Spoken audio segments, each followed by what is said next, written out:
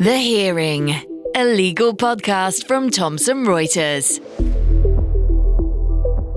My legal training gave me a lot of skills that I still use day to day, but I think the big lesson here for me and hopefully for others is that it's really possible to build a meaningful life even when life takes a lot of what you love away from you, because you can rearrange all the puzzle pieces and work on that grief and sort of see what's left. I followed that same process I told lawyers to do again when my life fell apart.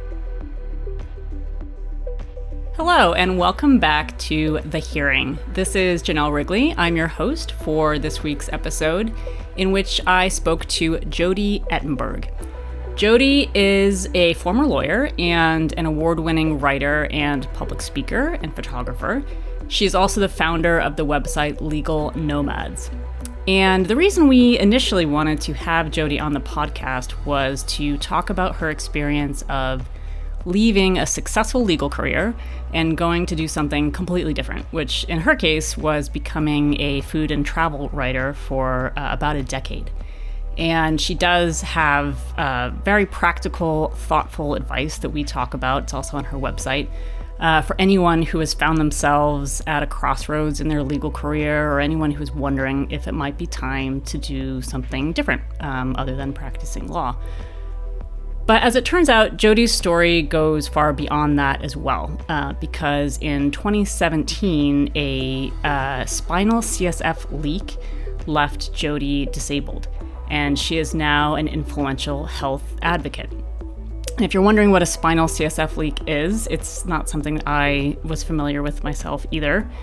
CSF is cerebrospinal fluid, and that's the fluid that bathes your brain and your spinal cord and protects it. And it's surrounded by a protective membrane called the dura mater. And if you get a tear or a hole in the dura, the CSF leaks out. And that can cause all kinds of neurological symptoms. So the most common symptom of a spinal CSF leak is a headache. And it's a headache that gets worse when you're standing up, and then it gets better when you're lying down. So as you can imagine, if you have a spinal CSF leak, not everybody gets the headache, but if you do, it can be very difficult to get through your day-to-day life. These spinal CSF leaks can be caused a few different ways. It can be caused by trauma to the spine, by medical procedures like a lumbar puncture, which is the case for Jodi, or an epidural, and sometimes they can occur spontaneously. So since Jodi's life changed as a result of the spinal CSF leak, she's focused her writing and speaking on helping people to navigate drastic changes in their lives, like the one that she experienced. She also focuses on advocating for people experiencing chronic pain and spinal CSF leaks. And she writes a lot about encouraging people to approach the world with curiosity. This was probably one of my favorite interviews that I've done on this podcast. I really enjoyed speaking to her. She's funny, Jodi's insightful, she's interesting. So I hope that you will take something valuable away from our conversation for your own life, and I hope you enjoy. The Hearing. Hello, Jodi, and thank you so much for joining us on the podcast today. Really excited to talk to you. Been reading about you on your website, Legal Nomads. I think it's going to be so interesting for our listeners to hear about both what it's like to transition from practicing law into a completely new field, but also you've had such a fascinating and challenging journey. You've showed so much resilience in overcoming a lot of challenges. I think will probably be very inspiring for our listeners too. So really appreciate you taking the time to come speak to us today. Thank you. It's a pleasure to be here. I'm looking forward to our conversation as well. Great. So as I said, one of the reasons we were excited to have you on the podcast is you made the decision to leave the practice of law and go in a different direction, which I think is something a lot of lawyers and legal professionals dream about. And specifically in 2008, you left your legal job and you took what you thought would be a 1-year sabbatical to travel around the world. And I wanted to start just by asking, what was in that moment when you made that decision to quit or to leave your legal job? What was going on in your life or at work that made you want to do that? So I think my story is sort of interesting because looking at it on paper, it is kind of as you described, that I hit this breaking point and I was going to leave and this is it. I'm traveling the world. But in actuality, the story is very different to that, and it started many years prior. I saw a documentary in high school about the Trans-Siberian trains, and I got it in my head. I really want to go to Siberia. I really want to go to Mongolia. One day I was like, I'm going to get there. I'm going to go. My legal career was sort of, I wouldn't say an accident, but it was a bit unusual because I went to law school because someone bet me I couldn't get in. I didn't do an undergraduate degree. I applied when I was 18, and I'm from Montreal. And in Quebec, you have grade 12 and 13. It's called CEGEP. So it's like a post high school mandatory pre university education. And someone came up to me and was like, I'm applying to law school straight from CEGEP. I bet you can't get in as well. And it was really just kind of obnoxious. I applied because of that. My whole family, were like, what are you doing? This is ridiculous. You shouldn't go to law school this young. They wanted me to do business. And at the time, there really wasn't anything I was aching to do. And I sort of thought, well, why not? I got in. It seemed like a big act of hubris to say, just kidding, I'm not going to go. And I was 19 when I started. But what happens is in the Quebec system and in the French side, they take students straight out of high school, much like they do in France. And so McGill, my university, took a few students that were young and put them in with everyone else. So the average age in my first year was 26 years old. I was 19. And it was a very challenging education in the sense Yeah. that I didn't have life experience. In retrospect, I think it would have made for a more interesting education for me had I had the life experience. But given everything that's happened since, I certainly don't regret anything about it.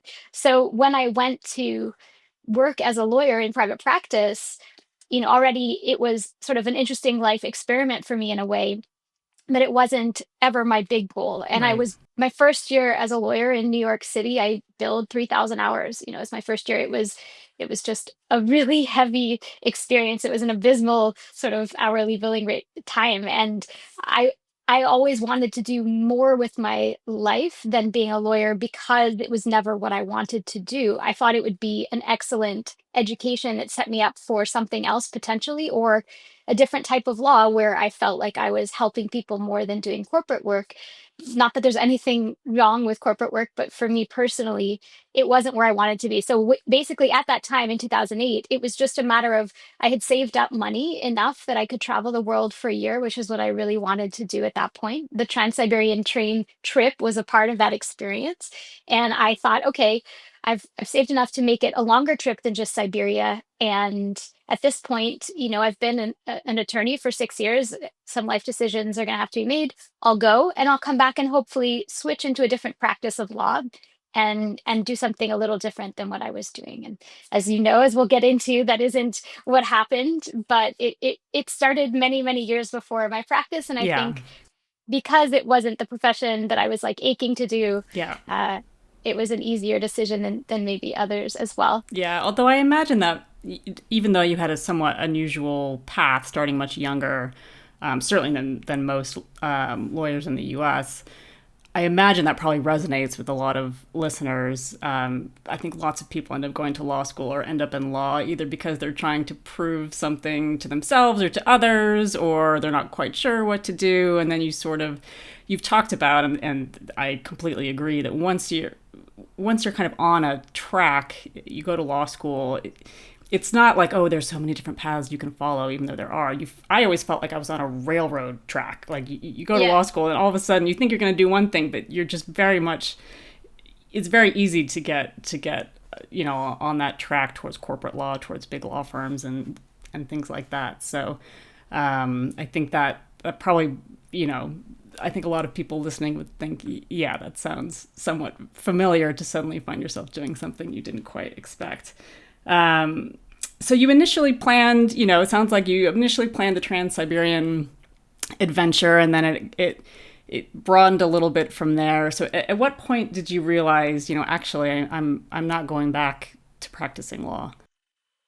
I think to start off with what you said, right? There's an immense amount of pressure, not just because the cost of the education and the sheer sort of, you're kind of drilling down on this way of thinking. It's this.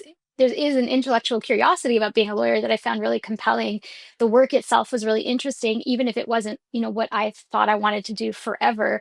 It's not like, it was a miserable experience. You Right. put in all, there's the sunk cost fallacy, I think, plays in a little bit to all the effort and time. And like you said, you feel like you're on this railroad track. There is this expectation that you're going to either, move into a partnership track, you're going to go into as general counsel, or sort of go in house and do something different.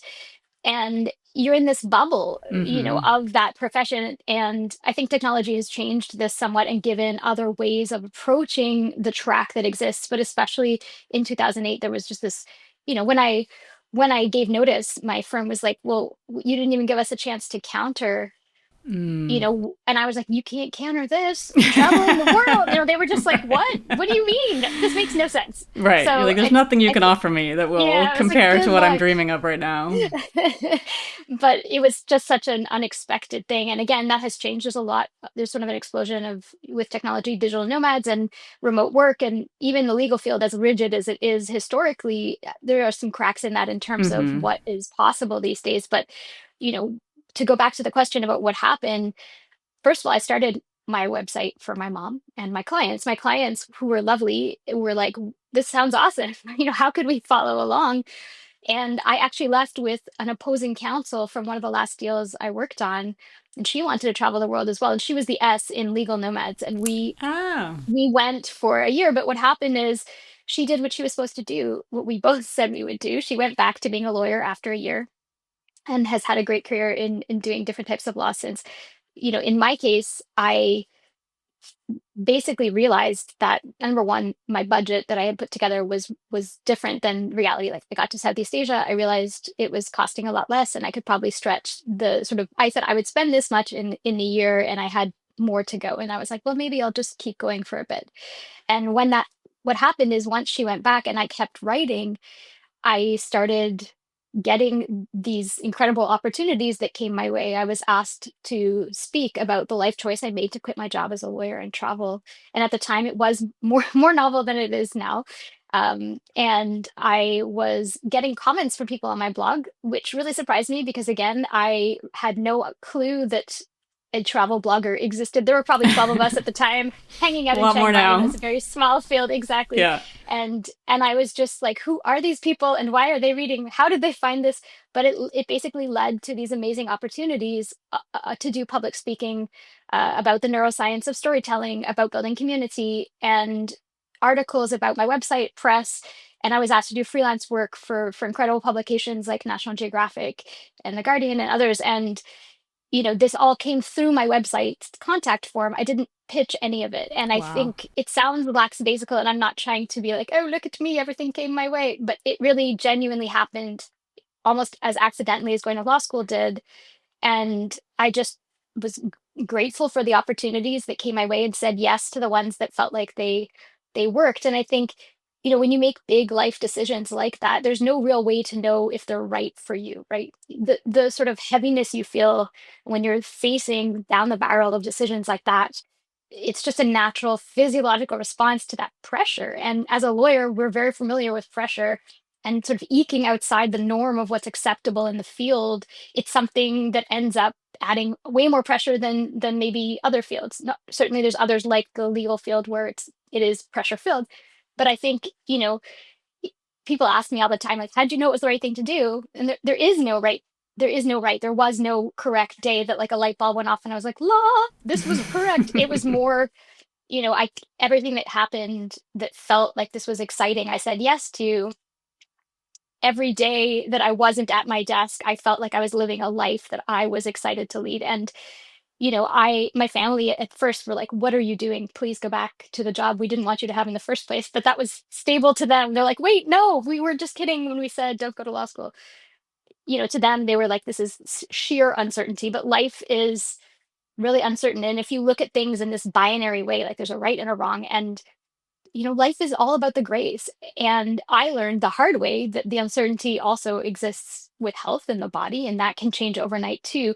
There's only like right for you and right for you right now. And for Hmm. me, following the track to partnership or following the track to becoming an in-house lawyer, it just didn't make me feel like I was doing what would, in retrospect, at the end of my life, whenever that came, make me feel like this is what I was wanting to do with my days or how I Yeah. wanted to spend my days. So um, I think when you make decisions like this, it's really hard, especially for lawyers. And you've probably seen my alternative careers for lawyers page. Like I'm type A enough. What I did is I sat down and made like a spreadsheet and made all these different sort of heuristics for myself.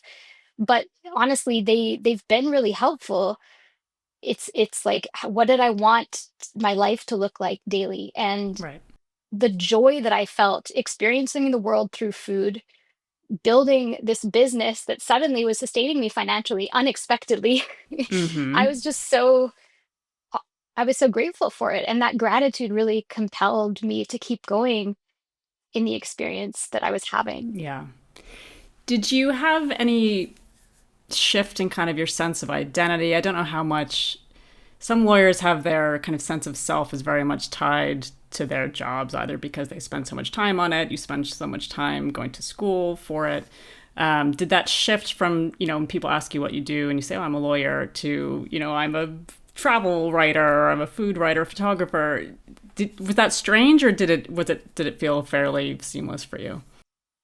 It was really interesting because the kinds of people I would meet while traveling were almost appalled that I was a lawyer, and Right. then my lawyer people were You're like out of that appalled that I was bubble. traveling. I was like, Yeah. What am I? What is time?" I remember going to a wedding for a friend. I came back. Part of the joy of building your own life was I could just travel to wherever people I love were having important things happen. And I was at a friend's wedding, and all of my colleagues were like there at the wedding as well. And they were like, "What do you do? What are you doing? Like, I don't understand. You're still just traveling?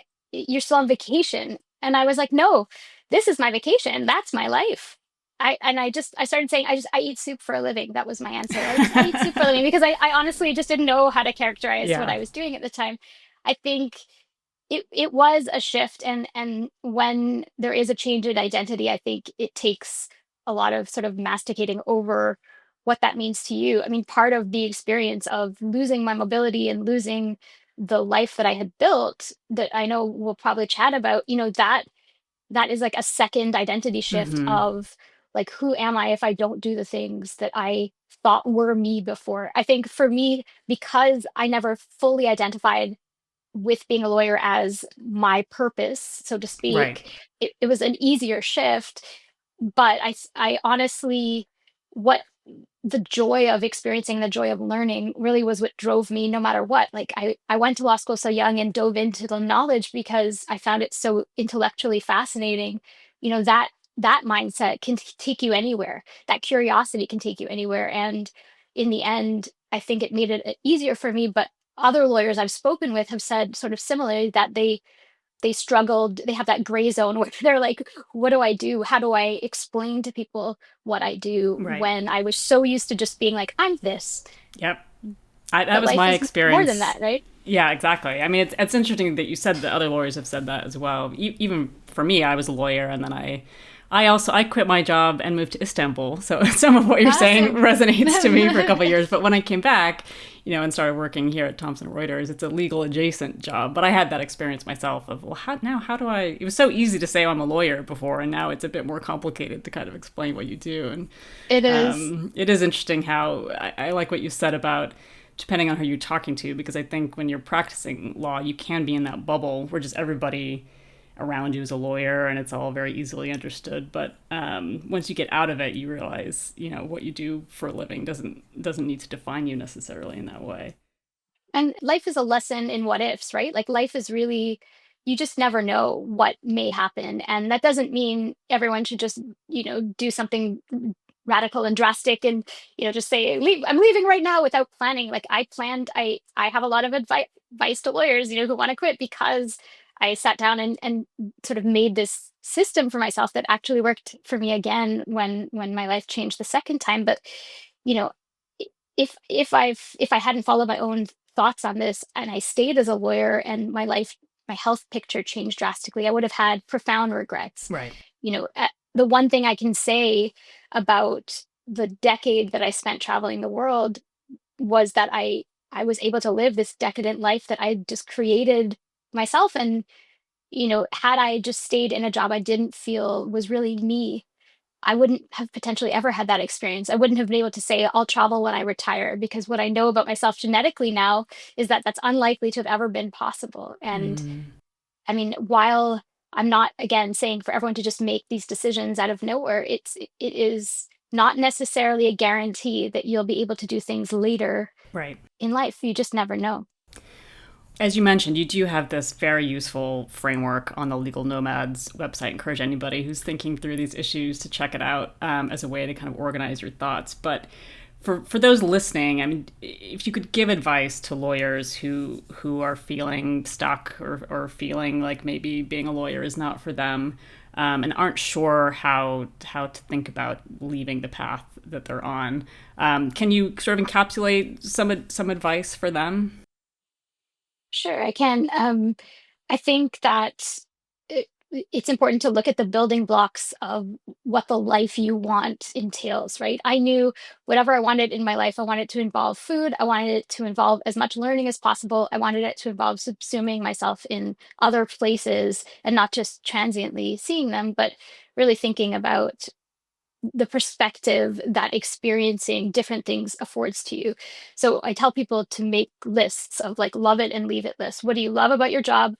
What do you dislike about your job? And I don't mean just the work. I mean, like, does the commute really make you to feel dissatisfied? Do you hate dressing up in nicer clothes to go to work? I know it's more casual now than it was, but still, I mean, do you want to stop wearing, suit related stuff every day? Is the 6 minute billing unit killing you? These are parts of work. And like, why do you want to leave? What scares you most about changing your job? And then what do you gain most about making that shift? And then from there, looking at like what are the skills that you have, not just being a lawyer, but like break down what those skills are. And then how do you either get better at them to Hmm. leverage them into the life you want, or like who can you speak with that is an expert that can help you decide whether these are skills you want to be doing every day. Look, I think there's this trope of following your passion. That is not what I did, right? Like I accidentally became an entrepreneur, and as silly as that is, I'm grateful that that's where it led me. It wasn't that I was following my passion to travel, it's that I love to learn. And that was just one way for me to experience life. And then I decided to take the skills that I had in writing, the framework that my legal education gave me in terms of how I see the world as well. The preemptive catastrophization, very handy when you're a solo traveler. But how do you shift that into a life that works for you? It's really a matter of thinking about like how to leverage those skills and then what you Hmm. need to work on in those skills. And it goes far beyond the legal field in that sense. Like, what is it that you want to spend your days doing? There is a sort of lie in the passion, following the passion idea, because Yeah. what ends up happening eventually, no matter what it is that you end up becoming tired of your passion, right? Right. Everyone loves to travel for vacation. That became my job. So Right. travel wasn't relaxing anymore. It was Right. my work. And that I did that willingly, but like that will happen no matter what. So I would just tell them not to get caught in finding just what makes them passionate. It really is about skills they can see themselves honing to Hmm. then shift into a type of job that excites them. And that could be in the legal field, but Right. they need to think about what their life should look like day to day, or what they want their life to look like day to day, before they can take those skills and put them into that kind of picture they've built. Yeah, that's really great advice. And that idea of leaning into your skills, I assume, also helps answer the question of money, which for many people leaving law, I'm sure, is top of mind. Well, that's great, but it's a well-paying profession, and how do I support It is. myself? But I would think that hopefully, if people kind of really think about their skill set and how to hone those, as you said, that can lead you to figuring out, well, what can actually financially support you as well. Yeah, I think it's important to have a plan B. I talk about that too. Like, what is your worst case scenario, right? My worst case scenario for traveling indefinitely and building a business by accident was okay, I'm still a lawyer. I'm still admitted to the New York bar. Like, yes, it's not maybe what I want in my life, but I tried something. I set like, I'm not going to go below this amount in my bank account, in terms of what I spend. And I have the legal degree available to do. Maybe it wouldn't be the work that I find fulfilling, but at least I gave this a try, right? And I think that mentality too is what kind of led my site to be a little different at the time. When it was just I was starting out, there were a lot of sponsored text links, sponsored posts, advertising and sponsored press trips. I didn't do any of that, not because I think I'm some moral authority, but because I was like, if I just cared about money, I'd just go back to being a lawyer again. And like, what can I do a little differently? In my case, it was my community, right? I started writing for who I was. I was a solo female traveler, like child-sized, that fit into a small suitcase, as my parents said. And I have celiac disease, and that's something I never wrote about at the beginning of my travels because honestly, I was just writing about where I was. But eventually, people clocked that it was the case that I had this restriction, and they were like, "Wait, how are you traveling as a celiac?" And they asked, how they could do it as well. And so the sort of ways that I made money were truly just listening to my community when they told me their pain points. Like one of them was these celiac translation cards I started building in 2014 because I went to Japan and I had a guide for part of it because it was a work trip, but I basically ended up having a short celiac card that just said I can't eat gluten, but no one knew it was in what foods had gluten. They didn't realize soy sauce also has wheat in it, and they didn't understand that cross contact with other things, like in a fryer, for example, or in a wok, would also make me sick as a celiac.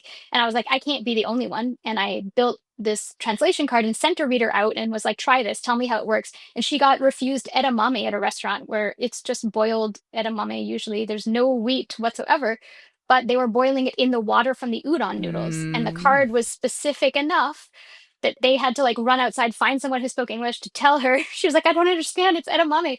And I was like, okay, I'm onto something. And I just sold my 25,000th card and I have 21 languages. And, this is something that was something my community asked for. And that's the same for, the other sort of things that I offer because it was what they wanted and I listened. And that's not always going to work. But for me, being a lawyer before, I think is what spurred me to treat my business in that way because it wasn't purely a financial motivation. I really wanted to read a site that I would write as opposed to just doing whatever I could to make money. Like if I was a reader, would I want to read my own site? If the answer is no, then what am I doing? That was my perspective. Yeah.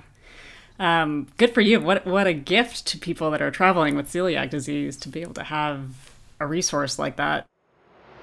The Hearing. You're an attorney with a passion to perform, a drive to be absolutely on your game. With superior resources, serious preparation, and total confidence. Be your best with Thomson Reuters Practical Law.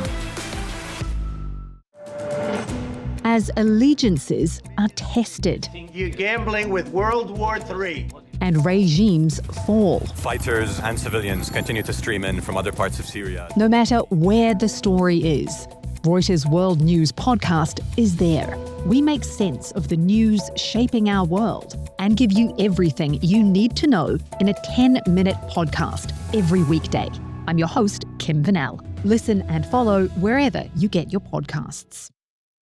I was going to ask you, besides being a talented writer and photographer, what you think led to your success with Legal Nomads. It sounds like part of it was listening to your community, being authentic, keeping your ear out for what people were interested in. Is there anything else that you think kind of helped it become so successful at the time? I do think having obsessive curiosity is part of what drives it because when you're curious and you write about it in a sort of, I don't want to say authentic because that's such a misused word these days, but genuinely the things that I was excited about, I wrote about. I have a Patreon now because again, my community was like, please start a Patreon. And I just use it for like throwaway things that no one else it would not be on any of my other sites. And I just wrote a whole piece about anteaters because it was World Anteater Day. Like that doesn't fit in my business project, the brand. but I was curious about anteaters one day. And I was like, everyone should know that there are more types of anteaters than they know. I think there's a joy in curiosity that transcends Yeah. darkness sometimes. And that is a lot of what's kept me afloat the last few years, but also I think may have been a compelling thing to read. But honestly, I would be remiss not to mention there's also first mover advantage. I started in 2008. I was writing, 3,000-4,000 word pieces when everyone else was writing really short pieces. People were telling me all the time, like, what are you doing? No one wants to read that much. I was like, I don't care, I do. And now long form is more popular for sure, but I honestly wasn't doing it to be contrary. I just, that heuristic of what do I want to read? That's what I'm going to do. And it was rewarding because the readers I would meet are people, if I met at a party, I would say, oh, I would want to be your friend. Like the people that my site brought in, I started doing food walks in Vietnam and in Mexico because they were asking me to feed them, which is also an honor. And so I set up these food tours. But everyone I met, I loved. And I was like, I'm doing something right if this is the group of people that are reading my site and Right. wanting to be a part of it. So first mover advantage, I think, is worth mentioning. And I think just the long form resources weren't just writing for the sake of writing. They were resources that I wished I had. And I do think that makes a difference. Like I have mast cell activation syndrome, which I found out about in the course of these last few health years. I ended up getting it because I got dengue fever, which is a mosquito-borne virus, in Vietnam, and my life really changed since then.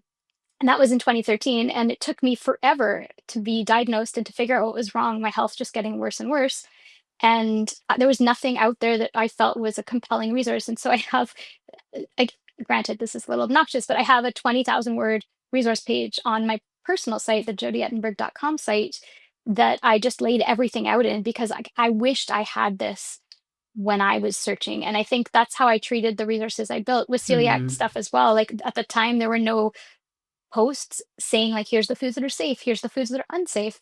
And that's what I wanted to know, the building blocks of how to stay safe on the road. So whether that led to my success or not, those are the things I felt like set me apart. And again, including the fact that at the time there were just very few of us doing it. And so it was a lot easier to stand out than it is now in this very crowded online space. Right.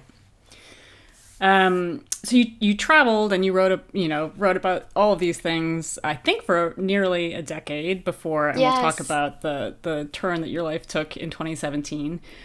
You must have tons of memories and have had unbelievable adventures. Is there any experience or couple of experiences that in particular stand out to you when you're looking back?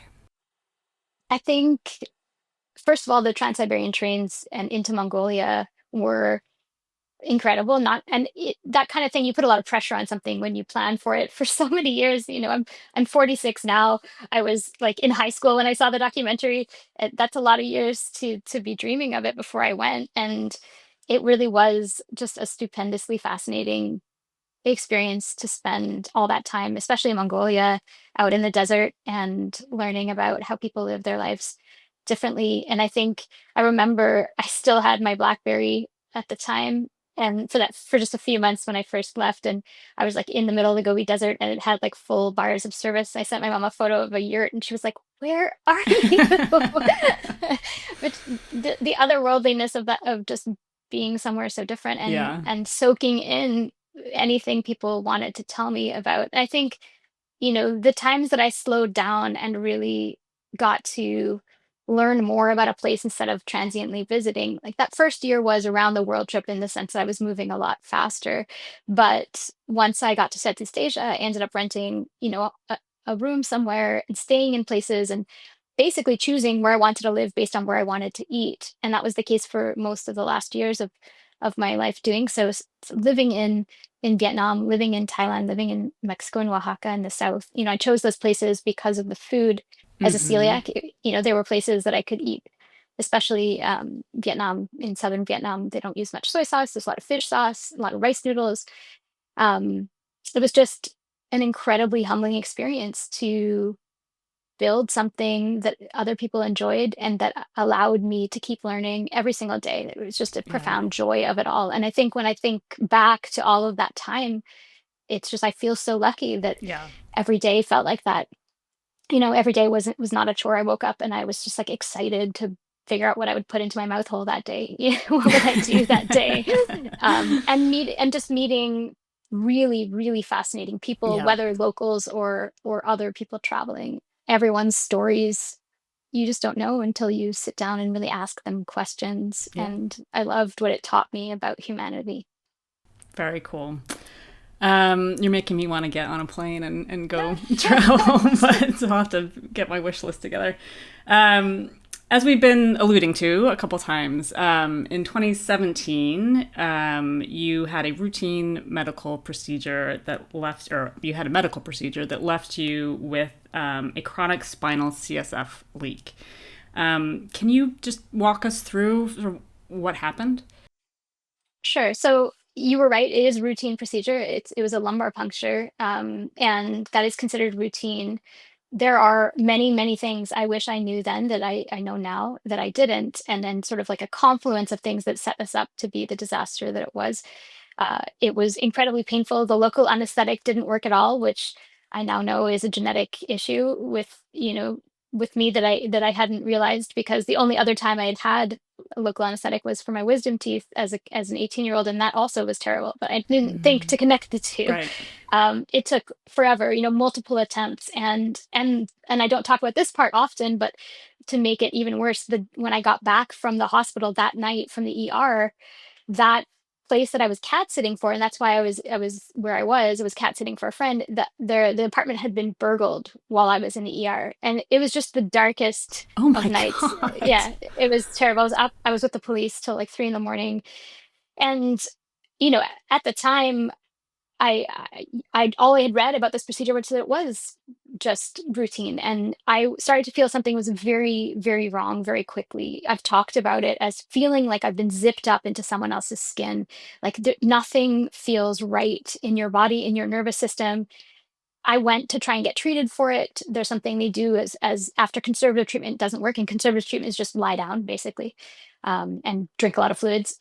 An epidural blood patch where they take your blood and inject it into your epidural space between your dura and your skin, and they that is supposed to be the first line of treatment, especially proximate to a puncture like I had. And I was told I didn't need it, that I seemed okay, I didn't seem sick, and therefore it would be fine, and it's going to get better on its own. And I remember asking, like, is it possible that it won't get better on its own without this procedure? And he was like, no, no, that's impossible. I've never heard of that. Well, 8 years later, obviously that's not the case. And I was able to get treatment. I had to refer to a specialty center. It took months to get there, and I was sealed for 8 months. But my case is more complicated than most people. This immune system disorder, mast cell activation disorder I spoke of, I reacted to the fibrin glue in the patch. They ended up doing it with blood and fibrin glue because my case was complex and I had multiple punctures. I ended up going into anaphylaxis on the table during my last procedure. It got very complicated. And as a result of all this and sort of that putting up roadblocks to continued treatment, I'm in this sort of waiting for medicine to evolve category that isn't the norm for the condition, but it ha- I think it all started going wrong right at the beginning when I was told, like, oh no, you don't need this procedure to try and get better. I've learned since that the needles they used as well were quite large, and they were cutting needles, and not to get too into the weeds, for punctures like a lumbar puncture. There's strong data that suggests if you use an atraumatic needle, it doesn't have a cutting tip, it has like a rounded tip that splices through the fibers of the dura mater, that has a much less likely chance of causing a post-dural puncture headache or spinal CSF leak, and in my case, that might have helped me, as well as using smaller gauge. I didn't know to ask anything. I didn't know to confirm anything, but that's part of why I write and talk about this so aggressively, because knowledge is power. And Yeah. I genuinely, it's just treated as a common thing. It's an underdiagnosed condition. A lot of women primarily suffer from it, not just from lumbar punctures or epidural accidental punctures during epidurals in childbirth, but there are also spontaneous spinal CSF leaks where they can happen from coughing too hard, from lifting CrossFit weights, from doing yoga and downward facing dog. And again, these are rare. It's considered a rare condition, only 5 out of 100,000 for the spontaneous spinal CSF leak, but it is nonetheless, experts say, very underdiagnosed, and we don't know the actual incidence, in Yeah. reality. Is there research going on? Is there attention on the condition at the moment, or is it something you're having to push more? Well, it could be both. Is it something you have to push for? No, there's a very enthusiastic group of experts working on the field. I think the field is growing. It's a fairly new field generally. When I sustained my leak in 2017, they were like telling me, the expert center was saying, there's this new type of leak. It's called a CSF venous fistula. It's very rare. And now it's not. We know there's like it's over 50% of spontaneous cases are CSF venous fistulas. What changed is that the imaging got more specific and better, and people had different ideas. Like the studies helped the experts understand what they were looking for. Who knows in whatever amount of years how the field will evolve.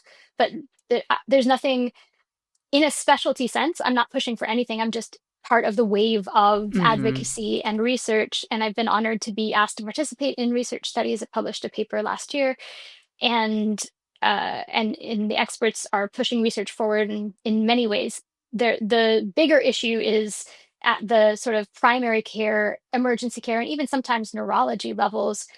There's a few things that are really kind of creating this problem of misdiagnosis and underdiagnosis.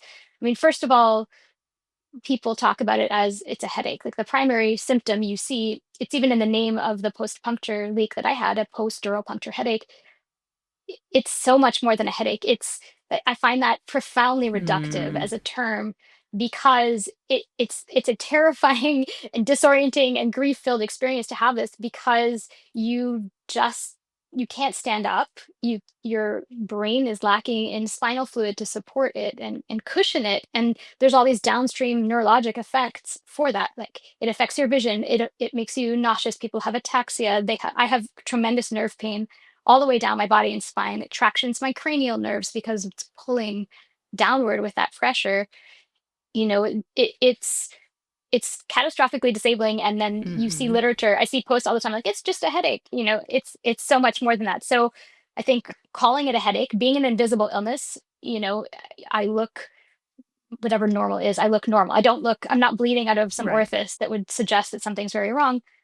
All of that, and the fact that it primarily affects women, I think compels physicians to minimize sometimes at the primary care or emergency care levels.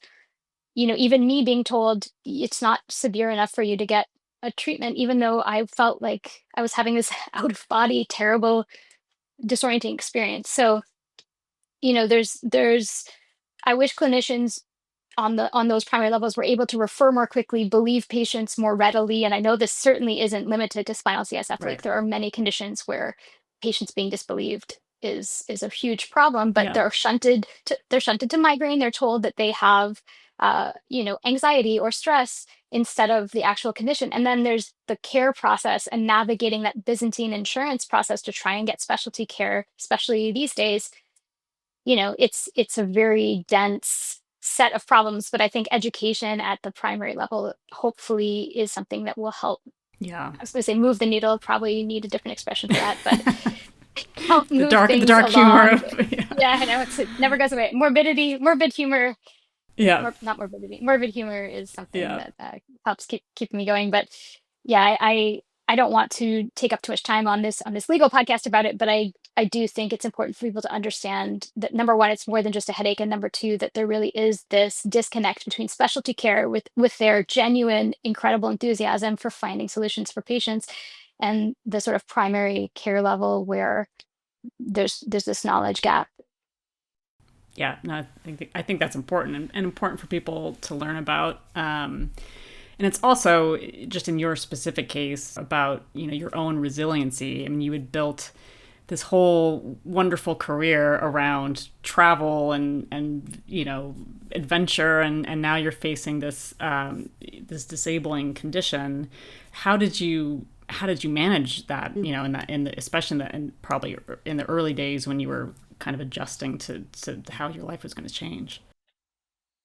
I think, I mean, it was terrible, right? You're talking to me now, and I've had years to process and deal with it, and but at the beginning, it was incredibly dark, and I just genuinely didn't know what I was anymore.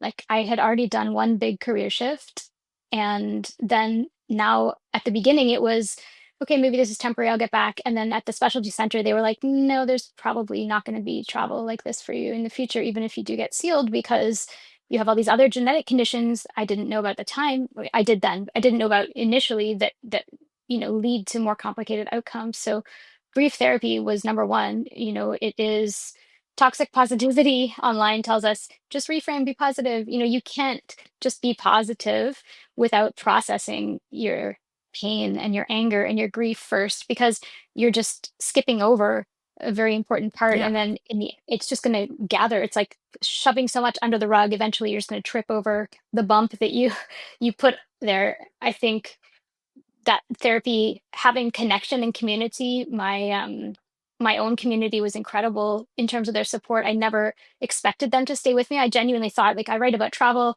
now, I don't know what I'm going to be able to do. They're going to go off and find other things to read, but they didn't. They stood by me. My friends stood by me. They helped raise funds to get me to specialty care. They joined me in group meditations I organized every Sunday for the first while when I was leaking. And they also sent me these incredible words of support that told me how I changed their lives. And I think it's such a we don't funerals are for those left behind, right? You don't get to hear the wonderful things people say about you. It was like having a living eulogy, and I will never forget it because I think it gave me an incredible amount of strength Mm-hmm. to keep going, and it was incredibly humbling. It was this weird thing. It messes with your mind to be mired in all this grief and then also be overwhelmed with gratitude. But I think, again, that's like better than darkness alone, and that's life. Society does not prepare you for holding two birds in one hand. It's like you're either sick or you're well, you're this or you're that, you're a lawyer or you're doing something else with your life. And that isn't life, right? There's this deep, deep comfort in that gratitude, even though you're suffering tremendously at the same time. So Right.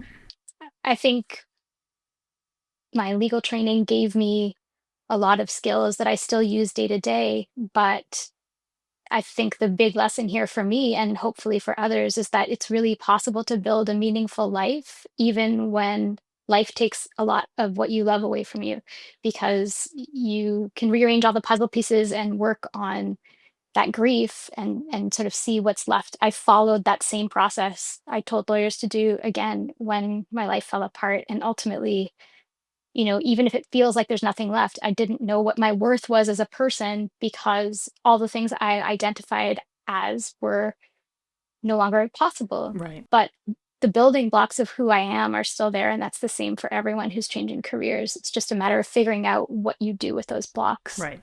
Yeah.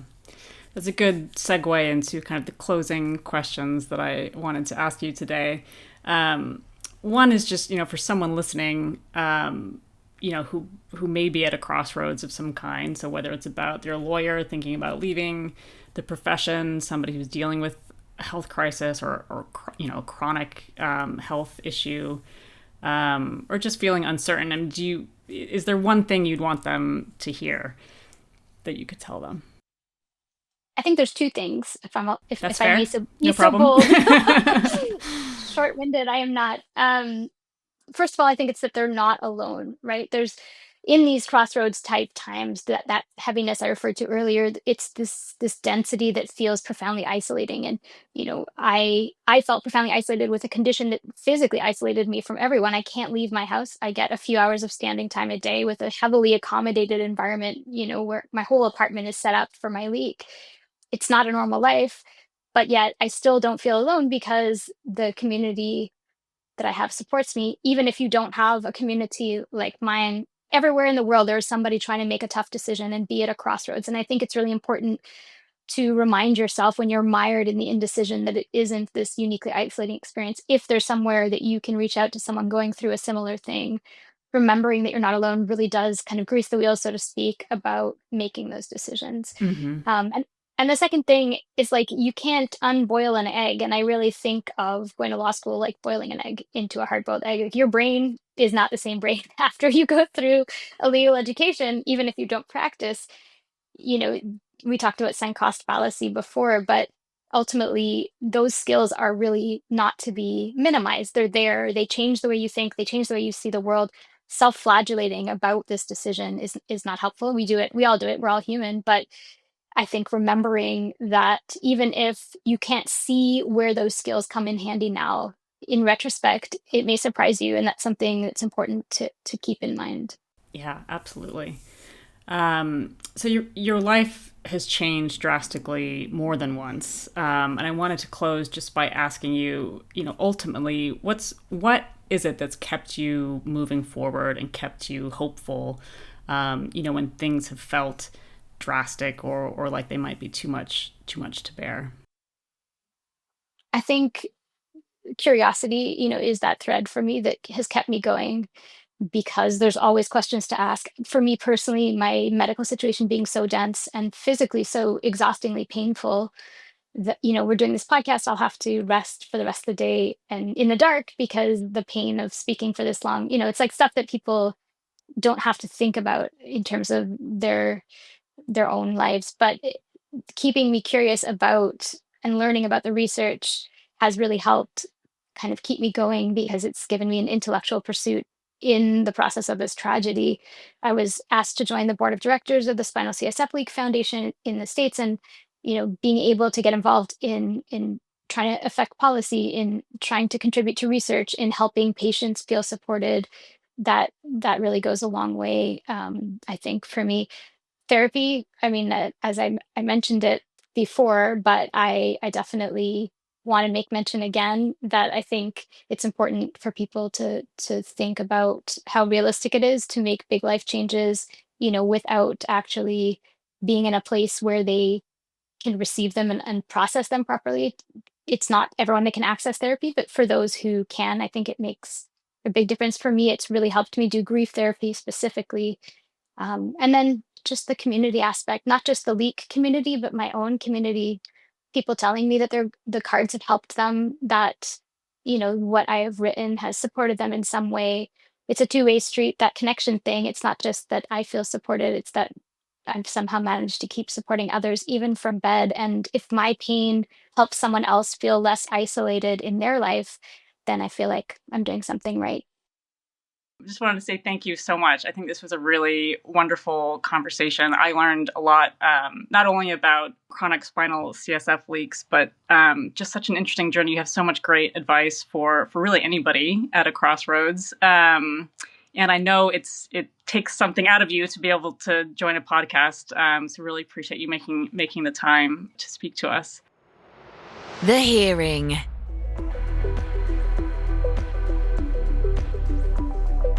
Thanks again for joining us. As always, you can reach us at thehearing@tr.com. Bye.